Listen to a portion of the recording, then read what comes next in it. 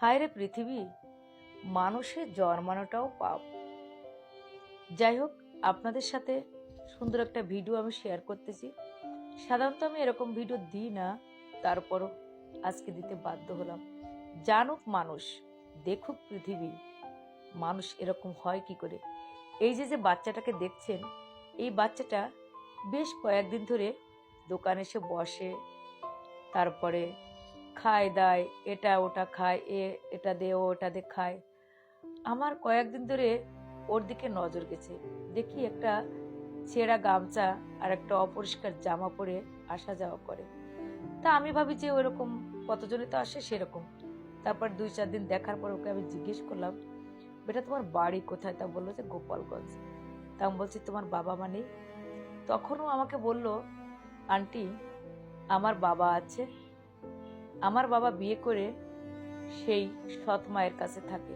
আমি বলছি তোমার নিজের মা? তা বলছে নিজের মায়ের কথা আর কি বলবো, আমার যখন 12 দিন বয়স, সেদিন আমার মা আমাকে রেখে অন্য পুরুষের হাত ধরে চলে গেছে। তখন আমার খুব খারাপ লাগলো। আমি ওকে বললাম, বাবা তুই কি আমার কাছে থাকবি? তা বলছে কিভাবে? তা আমি বলছি তোকে আমি মানুষ করব। তা আমি ওকে বললাম যে তুই থাক, আমি একটু মার্কেট থেকে আসি।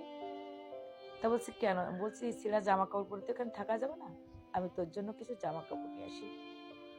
তা আমি তাড়াহুড়া করে একটু এখন বাজারে যাব, বাজার থেকে ওর জন্য কাপড় জামা নিয়ে আসবো। এই যে আমি ওর জন্য কাপড় জামা নিয়ে আসছি। ওকে বললাম তুই গোসল টোসল কর, গোসল টোসল করে জামা কাপড় পর।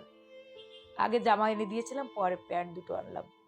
জামা দুটো গায়ে দিয়েছিল, একটুখানি এলোমেলো করে ফেলেছে, আর প্যান্ট দুটো আজকে নিয়ে আসলাম। তাই এক জায়গা করে ওকে আমি পরালাম, স্নান ট্যান করালাম।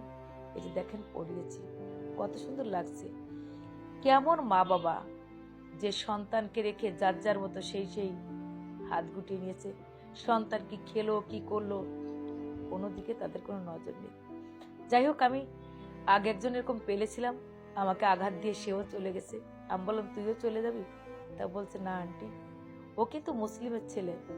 আমার কাছে কথা আছে, হিন্দু মুসলিম কোনো কিছু না, সে তো একজন মানুষ। আগে আমাদের কাজ হলো একজন মানুষকে বাঁচানো। যাই হোক, ওর জন্য সবাই দোয়া করবেন।